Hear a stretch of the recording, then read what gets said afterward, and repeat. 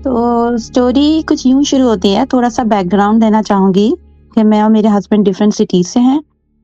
हमारी love marriage थी और फिर शादी के बाद मैं 10 दिन मैं कराची से हूँ और वो पंजाब से हैं। तो मैं शादी के 10 दिन वहाँ रही पंजाब में, फिर हम दुबई आ गए थे। और मेरे हस्बैंड ने अपने ऑफ़िस के साथ ही एक छोटा-सा रूम लिया हुआ था, क्योंकि 2 लोगों के लिए ठीक था और वो चाहते थे कि मैं जल्दी ऑफ़िस से घर आ जाया करूँ और ट्रैवलिंग टाइम बच जाया करे। तो ख़ैर हम उस घर में शिफ्ट हो गए थे, तो 1 हफ़्ता बिल्कुल ठीक गुज़रा और मेरी भी फैमिली काफ़ी बड़ी है और मेरे हस्बैंड की भी। तो एज़ सच कुछ ऐसा इश्यू नहीं था कि मुझे अकेले रहने में डर लगता था या कोई इस तरह की चीज़ थी। ख़ैर 1 हफ़्ते बाद मेरे हस्बैंड की बस यही रूटीन थी कि वो सुबह जाते थे ऑफ़िस, फिर 1 बजे दोबारा आते थे, क्योंकि उनका ऑफ़िस और हमारे घर में सिर्फ़ 2 मिनट्स का डिस्टेंस था। फिर यूँ हुआ कि एक दिन पूरे 1 हफ़्ते बाद मेरे हस्बैंड आए, लंच करके चले गए। फिर दोबारा जब मैं बेड पे लेट गई थी कि चलो कुछ देर फ़ोन यूज़ कर लूँ या कोई वीडियो देख लूँ ऐसे ही, तो नॉक हुआ। जब नॉक हुआ, तो डोर खुद से ही अनलॉक हुआ, तो मैं समझ गई कि मेरे हस्बैंड आ गए और वो एक ही रूम था, किचन भी हमने वहीं कॉर्नर में सेट किया हुआ था। तो जब मैंने टर्न किया तो मेरे हस्बैंड थे और मुझे कहने लगे कि मत उठो, सोती रहो, आराम करो। फिर वो हमारे बेड के बराबर में ही सोफ़ा था, वहाँ आके बैठ गए और मुझे बस देखने लगे। तो मैं नींद में ही जाने वाली थी, लेकिन फिर मैंने सोचा कि मुझे चाय वग़ैरह बना लेनी चाहिए, लेकिन वो उठे, उन्होंने अपने कपड़े लिए, वो वॉशरूम में गए और मैं उठी हूँ, मैंने कहा चाय बना लेती हूँ। तो मुझे चाय बनाना स्टार्ट की और मुझे उनकी आवाज़ नहीं आई वॉशरूम से। तो फिर मैंने नॉक किया, जब मैंने नॉक किया, तो वॉशरूम का डोर अनलॉक ही था। तो मुझे हैरत हुई कि आवाज़ भी नहीं आ रही है, तो क्या है? तो जब मैंने देखा तो अंदर कोई भी नहीं था। तो मुझे 1 मिनट के लिए समझ नहीं आया कि ये क्या हुआ है? वो आए थे, उन्होंने बात की थोड़ी-सी, मुझे देखते रहे और वो गए अंदर, शावर लेने और कपड़े भी लिए मेरे सामने उन्होंने अलमारी खोल के। ख़ैर फिर उस वक़्त दिमाग काम नहीं किया, मैंने उनको फ़ोन किया उसी वक़्त कि आप कहाँ हैं? तो उन्होंने कहा कि ऑफ़िस में। तो मैंने कहा आप अभी आए थे और आपने कपड़े लिए, आपने मुझसे बात की और आप वॉशरूम में गए।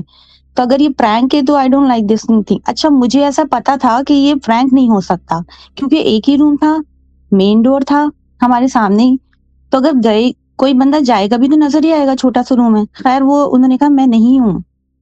तो मैं बहुत ज़ोर-ज़ोर से चिल्लाने लगी कि तो फिर वो कौन था जो आया और बात करके गया? तो ख़ैर वो फ़ौरन ऑफ़िस से आए। मैं ना थोड़ा शॉर्ट करके बता रही हूँ क्योंकि बहुत लंबी स्टोरी है।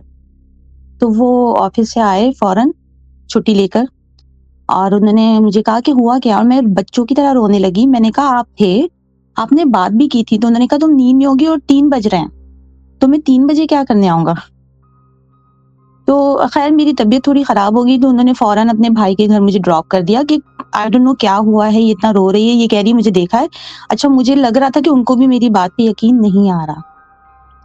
मैं खुद भी बहुत शॉक थी कि ये हुआ क्या है। ख़ैर फिर फिर मैंने ना जाग के ही बाकी दिन गुज़ारे, क्योंकि वो था दिमाग में कि अभी रिसेंटली ये हुआ है तो डर लगने लगा। तो फिर कुछ दिन ऐसे ही गुज़र गए, फिर रात में जब हम सोए हुए थे, तो हम लोग वॉशरूम की लाइट ऑन करके सोते थे। तो वहाँ से कोई बहुत बड़ा-सा आदमी जिसका सिर्फ़ शैडो हो, यानी वो सिर्फ़ ब्लैक ही एंटिटी नज़र आ रही थी और वो क्रॉल करते हुए आ रही थी और बेड पे आई एंड देन ही सेड कि अब तुम्हें पता चल गया ना कि मैं तुम्हारा हस्बैंड नहीं हूँ, तो अब तुम चुप करके बैठा करो। मुझे डिस्कस ना करो। तो मैं उस वक़्त इतनी ज़्यादा खौफ़ज़दा हो गई कि मेरे हस्बैंड बराबर में भी है और वो सामने से भी कोई आ रहा है। लेकिन मैं चिल्ला नहीं सकती थी, मैं कुछ बोल नहीं सकती थी, तो मैंने आयतुल कुर्सी पढ़ना शुरू की, लेकिन वो कंप्लीट नहीं हो पाई थी। ख़ैर फिर कुछ सेकंड्स के बाद वो गायब हो गया और फिर मैं दोबारा उठी हूँ, फिर दोबारा मैं चिल्लाई हूँ, मेरे हस्बैंड फिर उठ गए। उन्होंने कहा क्या हुआ है? मैंने कहा कोई आया था and then he was warning me कि मत मेरे बारे में पता चल गया ना कि मैं नहीं हूँ हस्बैंड, तो चुप रहा करो। तो फिर ना मेरे हस्बैंड फिर परेशान कि ये क्या हो रहा है? ख़ैर फिर ना वो फिर मुझे अपने भाई के घर ड्रॉप करके गए। तो मैंने जब सबसे शेयर किया तो वो कहने लगे कि आप फ़िल्म्स देखती होंगी हॉन्टेड, आप एकदम से अकेले रहना शुरू कर दिया है, ये वो। तो आप ना बाल खोल के मत जाया करें। सबने यानी अपनी-अपनी बातें करना शुरू कर दी। तो अब जब कोई इतना बिलीव ही नहीं कर रहा था तो फिर होता है ना कि बंदा फिर शेयर करना ही छोड़ देता है। ख़ैर फिर मेरे हस्बैंड क्या करते थे कि फिर हर वक़्त है ना वो कहते थे कि अपना जो है ना वो ऑडियो कॉल या मतलब मुझे किसी तरह कॉल कर लिया करो, अगर तुम्हें कभी भी दोबारा ऐसा फ़ील हो। लेकिन मुझे ये पता था कि वो बिलीव नहीं कर रहे हैं। उनको अभी भी लगता था कि मैं ऐसे ही ख्वाब देख रही हूँ या कुछ भी हो रहा है। ख़ैर फिर यूँ हुआ कि मैं कुछ दिनों के लिए पाकिस्तान चली गई थी, 15-20 दिन के लिए, और मेरे हस्बैंड अपने दोस्त के साथ रूम शेयरिंग में रहने लगे। मतलब उन्होंने अपने दोस्त को बुला लिया था, इनवाइट कर लिया था। फिर जब मैं वापस आई हूँ तो उनके दोस्त ने कहा कि भाभी अब मत जाया करें, रात में ना ये चिल्लाता है बहुत और जब इससे पूछो तो उसको याद नहीं होता। तो मेरे हस्बैंड हँसने लगे और कहने लगे मैं तो नहीं चिल्ला रहा था। तो मैंने भी उस बात को रिलेट नहीं किया अपनी चीज़ से और मुझे लगा कि हाँ, बस कुछ हुआ होगा ऐसे ही। ख़ैर फिर उसके बाद मेरे भाई दुबई आ गए थे, श उसकी जॉब हो गई थी और हम दोबारा पाकिस्तान ट्रैवल कर रहे थे और इस दौरान यानी 3 महीने गुज़र चुके थे और मैंने सोना या बेड पे लेटना बंद कर दिया था। तो मेरे भाई आए तो मैंने उसको चाबी दी और कहा कि मैं पाकिस्तान जा रही हूँ, अगर तुम्हें कपड़े वग़ैरह मतलब धोने हो या कुछ भी अगर घर का सामान या कुकिंग करनी हो, क्योंकि वो बेड स्पेस पे रहता था, तो यहाँ आ जाया करना। उसने भी चाबी ले ली और मैं पाकिस्तान आ गई। फिर क्या हुआ कि एक दिन मेरे भाई की कॉल आई and then he was asking me कि तुम लोग आ गए हो ना? क्योंकि मुझे तुम्हारी आवाज़ आई है, सॉरी, तुम्हारे हस्बैंड की आवाज़ आई है और वो मुझे कह रहे हैं कि उठो और यहाँ से निकलो। तो मैंने कहा नहीं, तुम पाकिस्तान के नंबर पे कॉल कर रहे हो और मैं पाकिस्तान में हूँ। तो वो इतना ज़्यादा खौफ़ज़दा था कि वो कहने लगा कि लेकिन मुझे आवाज़ आई है और मैं तुम्हारे घर में बैठा हुआ था और एक मर्तबा भी नहीं आई है, बार-बार मुझे कोई मतलब तंग कर रहा है। कभी चीज़ें गिर रही थी तो मैं इग्नोर कर रहा था। तो मैंने कहा तुम कहाँ थे? तो उसने कहा मैं बेड पे था। तो फिर मैंने अपने हस्बैंड को बताया और मैंने अपने हस्बैंड से कहा कि देखें, मेरे साथ भी हुआ था, आपके दोस्त के साथ भी हुआ था और ये मेरा भाई भी है। तो मेरे हस्बैंड हँसने लगे कि मतलब अब सबके साथ हो रहा है, बस मेरे साथ ही नहीं हो रहा। ख़ैर फिर क्या हुआ था कि मैं वापस आई तो मेरे भाई ने बताया कि मैं सिर्फ़ कपड़े धोने के लिए आया था और लॉन्ड्री बाहर थी। तो कहते हैं मैं बेड पे लेटा हुआ था और कोई आया और वो बहुत ज़ोर से चिल्लाया, पहले चीज़ें वग़ैरह गिराई ताकि अटेंशन ले। जब मैंने अटेंशन नहीं दी तो उसने इतना ज़ोर से चिल्लाया मेरे कान पे जैसे कोई आवाज़ दे रहा हो ज़ोर से, तो मैं भाग गया। ख़ैर उसके बाद भाई दोबारा कभी हिम्मत करके रुकने नहीं आया कि आवाज़ें आती है घर से। एनीवेज़ तो ये सिलसिला जारी रहा और कभी अगर जैसे मैंने सोना बंद कर दिया तो कभी चीज़ें गिर रही हैं, कभी जो है ना अ, वैसे ही मुझे आवाज़ें आना शुरू हो रही है जैसे वॉशरूम में कोई है, कोई यूज़ कर रहा है। एक दिन मेरे हस्बैंड गए तो मैं बैठे-बैठे ही नींद के झोंके आने लगे क्योंकि मैंने सोना बिल्कुल छोड़ा हुआ था, रात में ही सो रही थी। तो मैं नींद में जाने लगी तो अचानक देखा कि वो फिर आया और उसने कहा कि तुम्हें लगता था मैं नहीं आऊँगा दोबारा? मैं आता हूँ, मैं हर वक़्त ही होता हूँ। फिर उसने वो अलमारी ज़ोर-ज़ोर से बजाना शुरू कर दी, कभी बर्तन गिराए और उस दौरान मैं कुछ भी नहीं कर पाती थी। फिर वही हुआ कि वो कुछ सेकंड्स बाद मैं अल्लाह का नाम, कलाम वग़ैरह पढ़ूँ, वो चले जाए। तो मुझे समझ नहीं आता था और मैं बस यही करती थी, अपने हस्बैंड को कॉल कर लेती थी या कभी अपने फ्रेंड्स को कॉल कर लेती थी कि मैं परेशान हूँ, कुछ हुआ है अभी फिर। फिर एक दिन मैंने अपने हस्बैंड से कहा कि मुझे बहुत डर लगने लगा है, हम अबू धाबी जा रहे थे और ना मैं सो नहीं सकती हूँ। मतलब मैं थोड़ी देर के लिए भी बैठती हूँ तो ऐसा लगता है कि मुझे ऐसे लगने लगा था कि जब मैं लेटती हूँ या मैं बिल्कुल अटेंटिव नहीं होती हूँ तभी वो हमला करता है, हावी होता है। तो मेरे हस्बैंड हँसने लगे और उन्होंने कहा अब मैं क्या करूँ? मतलब ये घर का कॉन्ट्रैक्ट है, ये कंप्लीट होगा फिर हम छोड़ देंगे। फिर हमने ख़ैर बेड की पोज़ीशन भी चेंज की कि शायद किसी का आने-जाने का रास्ता हो, फिर भी कुछ नहीं हुआ। इवन कि वो दूसरे दिन आया और उसने कहा कि तुम अपने हस्बैंड और भाई के साथ मेरी बातें कर रही थी, तो तुम्हें कहा है कि तुम ये शेयरिंग बंद कर दो। फिर वही चीज़ें थी, वो डराता था, ज़ोर-ज़ोर से घर की चीज़ें जैसे कि अलमारियाँ, चीज़ें गिराना, इस तरह की चीज़ें करके और डरा के चला जाता था। फिर मैंने अपनी खाला से बात की तो उन्होंने कहा कि हो सकता है कि कोई जिन आशिक हो गया है या इस तरह की यानी चीज़ें बताने लगे। तो मैंने कहा अगर आशिक भी हुआ है तो डरा क्यों रहा है? मतलब उस वो एक ही जुमला कहता था कि उठो और जाओ। फिर यूँ हुआ कि मेरे हस्बैंड ने मैं प्रेग्नेंट थी और उसके बाद डिलीवरी के लिए मैं पाकिस्तान चली गई थी और जब मैं वापस आई तो मेरे हस्बैंड ने फिर घर चेंज किया और फिर अजमान में लिया। लाइक वो बहुत दूर उन्होंने लिया दूसरी स्टेट में और उन्होंने कहा कि अब आई होप, वैसे हम लोग इसलिए भी घर चेंज कर रहे थे कि हमें बड़ा घर चाहिए था और वो चीप रेंट में वहाँ मिल रहा था। तो उन्होंने कहा कि अब ये कोई इश्यू भी नहीं होगा। जैसे हमें यही लगने लगा कि उस घर में शायद कुछ है। खैर हम उस घर में चले गए, शिफ्ट हो गए और मेरी अम्मी ने मुझे कहा, नसीहत की कि सूरे बकरा बनना, सारी चीज़ें यानी करना। तो मैं वही सब कर रही थी। वही हुआ, 1 हफ्ता बिल्कुल आराम से गुज़रा। वो 1 बेडरूम था और बहुत बड़ा घर था। तो मेरी बेटी थी, मैं उसको सुला रही थी तो अचानक ज़ोर से मेन डोर खुला। समवन एंटर एंड फिर कहा कि मैं आ गया और बहुत ज़ोर से, and still he was same looking like my husband. वो सामने आया। जब वो आता था तो उस वक़्त ना मैं हिल सकती थी, ना मैं कुछ बोल सकती थी, बस मुझे वो नज़र आता था। फिर कहने लगा कि तुम्हें क्या लगता था कि घर चेंज करूँगी तो मैं आना छोड़ दूँगा? तुम इतना दूर जाओगी, तुम लोग कहीं भी जाओगे मैं आऊँगा। फिर वही किया उसने, ज़ोर-ज़ोर से टीवी ऑन किया, मुझे डराने की कोशिश की, मुझे कहा देखो तुम्हारी बेटी गिर रही है बेड से, फिर हँसने लगा। तो फिर मैंने अपने हस्बैंड को कॉल की जैसे ही वो गायब हुआ और मैंने कहा कि मुझे तो यहाँ भी नज़र आने लगा है। तो फिर मेरे हस्बैंड परेशान हो गए कि ये क्या सिलसिला है? मतलब कि अब तो हमने घर भी चेंज कर लिया। तो फिर सबने कहा कि वो जिन्नात जो है ना वो रूहानी हो जाते हैं, जब आप ट्रैवल करते हो, आपके साथ ट्रैवल करते हैं। फिर वही मैंने जो है सोना है ना वो छोड़ दिया था फिर से और मेरी बेटी को सुलाकर बस मैं घर के काम। देन उस दौरान मैं सेकंड टाइम एक्सपेक्ट कर रही थी और फिर मैंने अपनी बहन को बुला लिया था, 3 मंथ्स वीज़ा पे ना। तो जब उनको बुलाया और फिर मुझे लगा कि अब मैं आराम कर सकती हूँ क्योंकि अब तो बहन है, तो घर में मतलब रौनक है और कुछ होगा नहीं। लेकिन एक दिन जब हम सोए हुए थे और मेरी बहन उठी और मैंने उससे कहा कि ठीक है मैं भी मतलब अभी उठती हूँ, आती हूँ। तो वो जब बाहर गई है और जब मैं उठने लगी, मेरी बेटी सोई हुई थी। तो सडनली वो आ गया सामने और उसने मुझे धक्का दिया और वो मेरे ऊपर ऐसे बैठा हुआ था जैसे कि आप लाइक बिल्कुल ही डब्लू सिटिंग पोज़ीशन में आप किसी के ऊपर बैठते हो और मुझे कहने लगा कि क्या हुआ, बाहर जाना है? तो मैं हैरान हूँ कि अभी तो मेरी बहन भी है घर में और वो टीवी देख रही है और वो काम कर रही है, मुझे सब आवाज़ें आ रही हैं। तो हँसने लगा और ज़ोर-ज़ोर से मेरी बहन का नाम लेने लगा और कह रहा है देखो वो नहीं आ रही, मैं तो इतनी आवाज़ें दे रहा हूँ। फिर हँसने लगा और कह रहा है मैं तुम्हें अपनी पहुँच बताता हूँ। वो मेरे गले के अंदर आया, मतलब मुझे ऐसा लगा कि वो मेरे अंदर एंटर हुआ है और मेरी आवाज़ भारी हो गई है और मुझे कह रहा है मेरी पहुँच यहाँ तक है।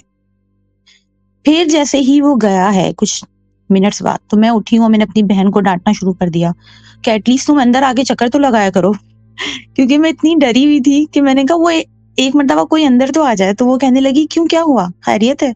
बेटी ठीक है सब? मैंने कहा हाँ, हाँ, लाइक ऐसे ही मैं कह रही हूँ। फिर वही हुआ, मेरी बहन गई, छोटे-छोटे वाकयात होते, कभी मैं किचन में खड़ी हुई तो मुझे लगता था कि पीछे से कोई देख रहा है मुझे। कंटीन्यूअसली कोई मुझे देखता रहता है। और अब घर हमारा इतना दूर था कि अगर मैं अपने हस्बैंड को बुलाती भी, तो उनको आने में ही 1.5-2 घंटे लग जाते। तो मैंने बिल्कुल ही सोना छोड़ दिया। मुझे लगता था कि बस कोई प्रॉब्लम है, कोई रहने नहीं दे रहा है, रिलेट नहीं कर पा रही थी कि मैं एक्चुअल में क्या मसला है। फिर एक दिन मेरी एक नई फ्रेंड बनी थी और मैंने उसे इनवाइट किया था अपने घर। जब वो मेरे घर आई तो मैंने उससे वैसे ही घर का टूर करवाया कि ये बेडरूम है और ये इस तरह। तो वो मुझे कहने लगी, ये आके मैं किचन में गई और उसके लिए चाय बनाने लगी तो उसने कहा तुम्हारे बेडरूम में कोई वो है? मैंने कहा मेरी बेटी होगी। तो उसने कहा नहीं, तुम्हारी बेडरूम में कोई और भी रहता है। तो वो थोड़ी रिलीजियस सी थी, तो कहती मुझे इस तरह की बातें ना फ़ील हो जाती है। तो मुझे वहाँ किसी की प्रेज़ेंस फ़ील हुई है। तो फिर मैंने सोचा कि ये मेरी न्यू फ्रेंड है, मैंने तो उसको कुछ भी नहीं बताया। ख़ैर फिर डिस्कस किया, मैंने उसको बताया, उसने बस यही कहा कि नमाज़ वग़ैरह पढ़ो। अच्छा, ड्यूरिंग रमज़ान कुछ नहीं होता था। जितने भी रमज़ान गुज़रे हैं, कुछ भी नहीं हुआ उसमें। तो ये अब 2014 से लेके 2017 आ गया था और यही सिलसिला था। जब मैं पाकिस्तान जाती थी ना मिन्हाज भाई, वहाँ कुछ भी नहीं होता था। वहाँ मैं अकेले रहती थी क्योंकि 2017 के बाद मैं कंटिन्यूअसली पाकिस्तान में 3 साल रही हूँ। तो मैंने अलग से ही रेंट पे एक घर लिया था तारिक रोड के पास और मैं बिल्कुल ठीक थी, मुझे कोई प्रॉब्लम नहीं होती थी वहाँ। मैं अकेले गुज़ारती थी, इवन कि कोविड आया तो कोई भी नहीं था घर में। तो इंसान को होता है ना कि अब भई जो भी चीज़ है, वो आपको वहाँ तो ज़्यादा हॉन्ट करेगी कि आप अकेले हो। कुछ भी नहीं होता था और जब मैं आई हूँ तो मतलब जब मैं सेकंड टाइम एक्सपेक्ट कर रही थी, तो मेरे हस्बैंड ने मुझे भेजते वक़्त कहा नहीं सॉरी, मुझे वो फिर से डराने लगा था बहुत ज़्यादा, तो मैंने अपने हस्बैंड से कहा कि मुझे बहुत डर लगता है। क्योंकि वो जब आता है ना तो उसकी आँखों में बहुत शरारतें होती हैं, वो दिखने में भी बिल्कुल आप जैसा, और वो मुझे इतना डराता है, इतना तंग करता है, ऊँचा-ऊँचा हँसता है, तो मेरे हस्बैंड ने ज़ोर से कहा कि जो भी है मेरी वाइफ़ को तंग ना करे, और आयतुल कुर्सी पढ़ी। तो उस दिन के बाद से वो नहीं आया, लेकिन उस दिन के बाद से 1 महीने के बाद मैं ही पाकिस्तान चली गई। और एक चीज़ मैं शेयर करना भूल गई थी। जब हम फर्स्ट वाले घर में थे और मेरी बेटी कोई 8 मंथ्स की थी, तो मैं उसको सुलाते-सुलाते ना लेट गई थी उसके साथ ही। तो अचानक बिल्कुल इतनी गरजदार आवाज़ में, जैसे कोई माइक में बात कर रहा हो, वो आया दोबारा और कहने लगा। पहले तो उसने अजीब-सी कोई लैंग्वेज यूज़ की जो मुझे नहीं समझ आई। मुझे लगा पता नहीं अरबी है, ये क्या है? बस डाँटने लगा, और इतना ज़्यादा कि मुझे लगता था मेरे कान के पर्दे फट जाएँगे। मुझे तो नहीं समझ आया, फिर आखिर में वो ट्रांसलेट भी कर रहा है और कह रहा है कि तुमने अभी तक मुझे सिर्फ़ उस रूप में देखा है। अगर मैंने तुम्हें दिखा दिया कि मैं असल में दिखने में कैसा हूँ, तो तुम्हें पता चलेगा। मैंने कहा भई बस उसने ये कहना था, और उसके बाद वो बिल्कुल अपनी असल हालत में आया मेरे सामने, और मैं हैरान हूँ कि मेरे ऊपर भी कोई खड़ा हुआ है, यानी शोल्डर पे, जिसके पाँव मुझे फ़ील हो रहे हैं, और सामने, और वो बहुत, बहुत भयानक। उसकी कोई मतलब शेपलेस था, छत से तो वो टकरा रहा था, और जो उसकी आईज़ थी, वो बिल्कुल मेल्ट हो रही थी और नीचे गिर रही थी। वो इतना खौफनाक था कि मुझे उसको बयान करने भी नहीं आता कि वो किस तरह का था, बिल्कुल डार्क ब्राउन इस तरह। ख़ैर जब वो इस तरह मुझे नज़र आया ना, तब जैसे ही वो हटा है, तो मैंने अपनी बेटी को लिया और मैं भागी हूँ घर से बाहर। फिर मैंने अपने हस्बैंड को फ़ोन किया, और मैं रोड पे खड़ी हुई थी जुमेरा के, और मैंने उनसे कहा मुझे नहीं रहना इस घर में। यहाँ अब वो नज़र आने लगा है, और वो अपनी असली हालत में नज़र आता है। ख़ैर ये 2015 का ही था वाक़या। फिर उसके बाद 2017 में मेरे हस्बैंड ने मुझे अचानक कहा कि तुम डिलीवरी के लिए दोबारा चली जाओ पाकिस्तान। यहाँ पर कौन केयर करेगा ये वो। ख़ैर मैं वहाँ गई, तो फिर मैंने वहाँ पर 3 साल वहाँ किसी वजह से स्टे किया था। उसके बाद उस 3 साल बाद जब दोबारा हमारा था प्लान कि अब हमने दोबारा, यानी दोबारा मूव हो जाना है दुबई, मैं और मेरे बच्चे, बेटा-बेटी। तो मुझे एकदम से ख़्याल आया, सॉरी, मुझे रात में ख्वाब आया, और उसने कहा कि अगर तुम इस घर से निकली तो मैं जला दूँगा, पूरा घर। तो मुझे बात नहीं समझ आई कि इतने टाइम बाद मुझे एक ऐसा ख्वाब क्यों आया? मुझे तो वो ख्वाब ही लग रहा था, जो मुझे आया था, और वो कोई आदमी था, वो मेरे हस्बैंड की शक्ल का नहीं था उस वक़्त, हुँ, और वो कहने लगा कि इस घर से नहीं जाना है तुमने, और तुम अगर गई तो मैं जला दूँगा। फिर ख़ैर मैंने काफ़ी जो है ना, जो बाबा होते हैं उनसे कॉन्टैक्ट करने की कोशिश की, जो ऑथेंटिक होते हैं। तो जैसे ही मैंने उनको बताया, उन्होंने कहा कि ये आप पे जादू किया हुआ है, और वो जो भी चीज़ है वो आपके हस्बैंड की शक्ल में आ रही है, वो आपको आपके हस्बैंड के साथ रहने में प्रॉब्लम कर रही है। उसको नहीं पसंद है कि आप अपने हस्बैंड के साथ रहें, और उसे ये भी हुक्म दिया गया है कि आपको मारना भी नहीं है, लेकिन साथ नहीं रहें। और जितनी-जितनी मर्तबा आप, क्योंकि मैं काफ़ी मर्तबा पाकिस्तान ट्रैवल कर चुकी थी, कभी फाइनेंशियल इश्यूज़, कभी क्या। तो उन्होंने कहा जितनी मर्तबा आप पाकिस्तान गई हैं, तो उनकी वजूहात भी वो एंटाइटी थी कि मतलब वो चाहते थे कि आपके बीच में कोई प्रॉब्लम आए और आप हटें अपने हस्बैंड से। तो उसे उस जगह से, उस बेड से, किसी चीज़ से इश्यू नहीं था, आप अपने हस्बैंड के साथ नहीं रह रही। इसीलिए वो आपके हस्बैंड को कभी नज़र नहीं आया। खैर मुझे एक ने ये कहा, दूसरों ने भी ये कहा, और उन्होंने कहा कि आप अभी भी जा रही हैं, आप दोबारा आ जाएँगी। किसी ना किसी वजह से। फिर मैं कुछ भी नहीं कर सकती थी, उन्होंने बस ये कहा कि आप अपने हस्बैंड को लेकर आएँ, हम दम करेंगे, हम ये करेंगे, और जादू है, इसको तोड़ नहीं सकते, इसका कोई तोड़ नहीं है हमारे पास। जादू कभी भी मतलब उन्होंने ये बताया कि जादू जो करता है ना, वही तोड़ सकता है, उसको ख़त्म कर सकता है। तो फिर मैं दोबारा गई हूँ दुबई, और मैंने जॉब वग़ैरह स्टार्ट की है। फिर मुझे घर में वो चीज़ फ़ील होने लगी, और अब तो मैं इतनी मतलब 7-8 साल गुज़र गए थे कि इतनी पक्की हो गई थी कि मुझे पता था कि ये है, कुछ देर के लिए असर होगा और कुछ देर के बाद ख़त्म हो जाएगा। लेकिन मेरे हस्बैंड के अंदर मूड स्विंग्स आने लगे, उनको गुस्सा आने लगा बहुत ज़्यादा, और वो चाहते थे कि हम दोबारा चले जाएँ पाकिस्तान, हम साथ नहीं रह सकते हैं। For no reason he started fighting with me. Anyways फिर एक दिन ये हुआ था कि 2 बेडरूम था हमारा, और मेरी बेटी को मैंने कहा कि आप जाओ और भाई पानी माँग रहा है, पानी लेकर आ जाओ और रात के 11 बज रहे हो, मेरे हस्बैंड बाहर थे। तो मेरी बेटी ने कहा कि ठीक है मम्मा मैं लेकर आती हूँ। वो गई है और वो कभी भी डरी नहीं है क्योंकि वो शुरू से ही बड़े घर में ही रही है माशाल्लाह से। वो आई है तो वो बहुत ज़ोरदार चीखते हुए आई है और मैं समझी कि कोई जानवर देख लिया है या कोई कॉकरोच देख लिया है, ये पता नहीं क्या हुआ है। और वो इतना रोई है, उसको बुखार चढ़ रहा है। मैंने कहा हुआ क्या? तो कह रही है कि समवन वाज़ स्टैंडिंग इन बाबा's वॉशरूम, कि बाबा के वॉशरूम के पास कोई खड़ा था और वो बहुत डरावनी था। जब उसने ये बोला मिन्हाज भाई, अब मेरे हस्बैंड भी नहीं थे घर पे और मुझे समझ नहीं आया कि मैं करूँ क्या? अब मैं बाहर जाऊँगी तो मुझे बेडरूम बहुत अंदर की तरफ था। तो आयतुल कुर्सी पढ़ते-पढ़ते मैंने कहा ऐसा ना हो कि मुझे भी नज़र आए और मेन डोर भी वहीं है तो मैं निकलूँ कैसे घर से? तो मैं आई हूँ तो रोंगटे इतने खड़े हो गए थे और उसको तेज़ बुखार स्टार्ट हो गया और वो कह रही है कि वो बहुत खौफनाक था मम्मा, मैं उसको बता नहीं सकती और उसकी बॉडी नहीं थी। फिर उसके बाद ख़ैर मैंने अपने हस्बैंड को बाद में कॉल की, वो जल्दी घर आ गए, बुखार चढ़ा, हमने मेडिसिन वग़ैरह दी, दम वग़ैरह किया। उसके बाद मेरी अम्मी आई हुई थी और फिर मेरी अम्मी एक दिन खाना बना रही थी और मैं आई हूँ, मतलब मैं भी जॉब से आई थी और मैं वॉशरूम से आई हूँ। मैंने कहा, "आप अभी खाना क्यों बना रही हैं?" तो कह रही है, "अभी-अभी वो आए थे तुम्हारे हस्बैंड और वो कहने लगे कि बस मतलब मुझे देखा और सलाम किया तो मैंने कहा मैं बेटा खाना लगा देती हूँ।" तो इस तरह यहीं सबको भी चीज़ें नज़र आने लगी। तो मैंने कहा नहीं वो तो नहीं आए, अगर वो आते तो वो सबको सलाम करते हैं, घर में आते हैं। वो फ़ौरन वॉशरूम कभी नहीं जाते हैं। तो फिर अम्मी ने कहा लेकिन मेरे सामने आए हैं, मुझे सलाम किया है। मैं हँसने लगी और मुस्कुराने लगी। मैंने कहा अम्मी ऐसा होता है। मेरी बेटी के साथ भी हुआ है, सबके साथ होता है। उस वक़्त सिवाय तक आपकी हस्बैंड। फैमिली को नहीं मालूम था ये सब?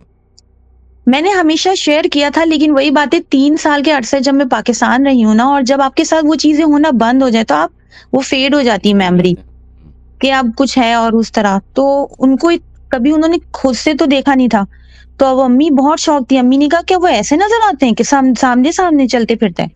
मैंने कहा, "जी, ऐसे ही नज़र आते हैं।"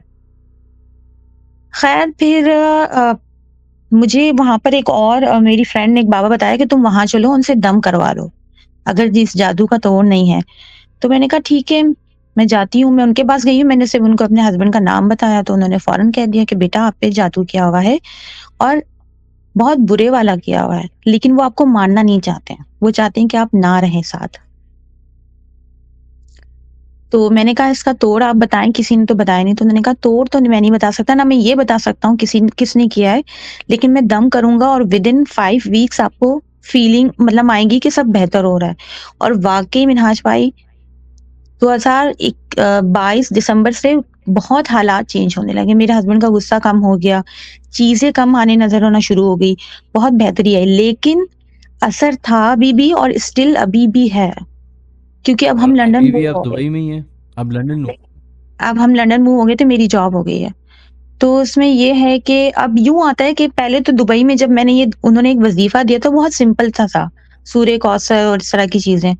वो मैंने पढ़ना शुरू की तो नज़र नहीं आए, लेकिन एक दिन मेरे हस्बैंड भी सोए हुए दुबई में हुँ। और दुबई वाले घर में और वो बहुत गरजदार आवाज़ में दोबारा आया है और बहुत सारे आदमी और मेरी अलमारी को बजाते जा रहे हैं और मुझे पागल करने की जैसे कोशिश नहीं करते कि हुँ। आपके कानों में चीखें और मुझे कुछ समझ नहीं आ रहा कि what they are trying to से।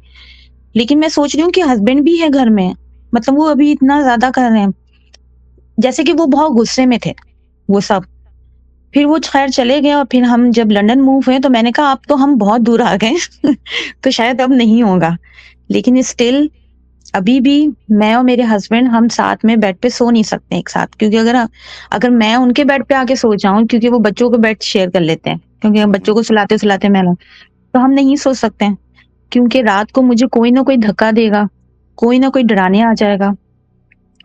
क्योंकि इंसान है, कभी मैं वो वज़ीफ़ा पढ़ना कम कर दूँ या किसी वजह से मैं भूल गई हूँ, मैंने नहीं पढ़ा डेली, तो असरात ज़्यादा होने लगते हैं। और अभी रिसेंटली जब मैं लेटी हुई थी और मेरे हस्बैंड जॉब पे थे, अर्ली मॉर्निंग का टाइम था और मेरे दोनों बच्चे उस साइड पे थे and then someone was hugging me. तो मैंने कहा पता नहीं ये बच्चे तो आ गए, ये किसका हाथ है? तो वो बहुत बड़े से नेल्स, बड़े से हाथ, इस तरह के, और वो बहुत अजीब से वो उनका ना यानी एक टेक्सचर था। मैं समझ गई कि हुआ है। अब आप सोचें 10 साल हो गए इस बात को कि मैं अब यूज्ड टू भी हो गई हूँ और सम टाइम हमेशा मेरे हस्बैंड के आने से पहले डोर नॉक होता है। जब खोलो तो कोई भी नहीं होता। सम टाइम हस्बैंड नज़र भी आते हैं और सम टाइम ये होता है कि बिल्कुल ही गायब, जैसे आजकल 1-2 हफ्ते हो गए हैं, तब नहीं आ रहे। जब से ये नेल्स वाला वाक़या हुआ है कि मुझे हाथ नज़र आए, फ़ील हुए हैं। तो ये चीज़ है, साथ रहेंगी और बाबा ने कहा है कि उसका मकसद यही है। तो मुझे जब मैंने रिलेट किया तो शादी के बाद जब मैं पंजाब गई थी, तो वहाँ मेरा जो सबसे महँगा वाला सूट था ना, हम्म। मिन्हाज भाई, जब हम दोबारा दुबई आ रहे थे 10 दिन के बाद, तो पैकिंग चल रही थी कि सारा यानी सही करके रख दें बैग में, लगेज में। तो वो सूट जला हुआ निकला। तो ये वो मैं लगेज है जो आप दुबई अपने साथ ला रही थी?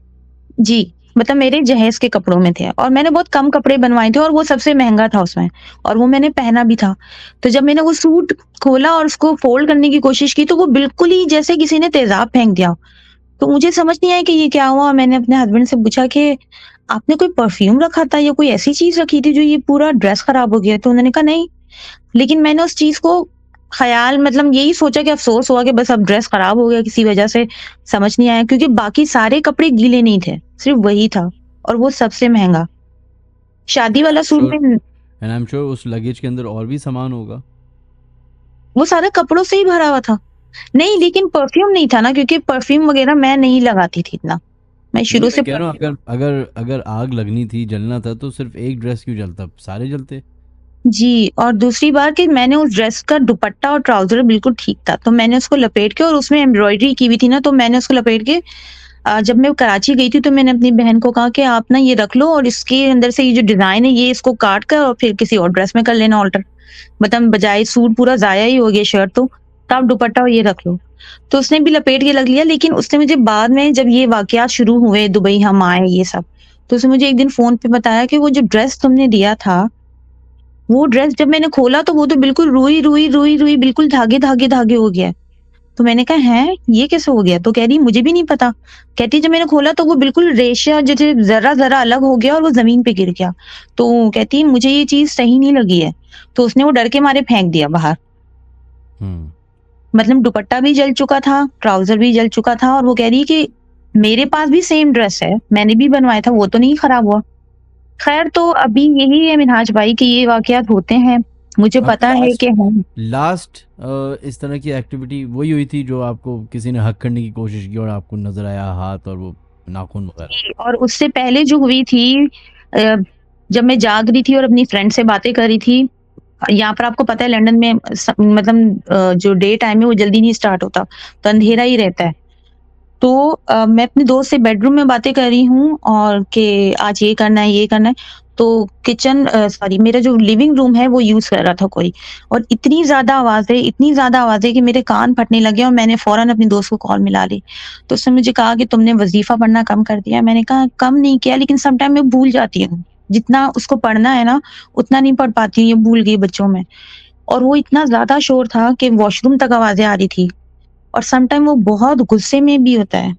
कि जैसे उसको नहीं पसंद है कि मैं क्यों यहाँ रह रही हूँ अभी भी, इतना कुछ होने के बाद। और एक दिन मेरे हस्बैंड मुझे बैठे-बैठे कहते हैं कि हमारी ना शादी गलत हो गई है, मुझे लगता है नहीं होनी चाहिए थी। और मिन्हाज भाई कोई टॉपिक नहीं, कुछ भी नहीं, हम बस खाना खा रहे हैं। तो वो अचानक ये बातें करने लगे। लेकिन अब अल्हम्दुलिल्लाह जैसे वज़ीफ़ा पढ़ रही हूँ तो असर हो रहा है, लेकिन अब वो दोबारा उनका अटैक यानी मुझ पे आ गया है, कि अगर वो मुझे डराने की कोशिश कर रहा है, सम टाइम मेरी बेटी आ जाएगी, सम टाइम कुछ हो जाएगा। रिसेंटली 2 वीक पहले यही हुआ था नेल्स वाला कि कोई हग कर रहा है।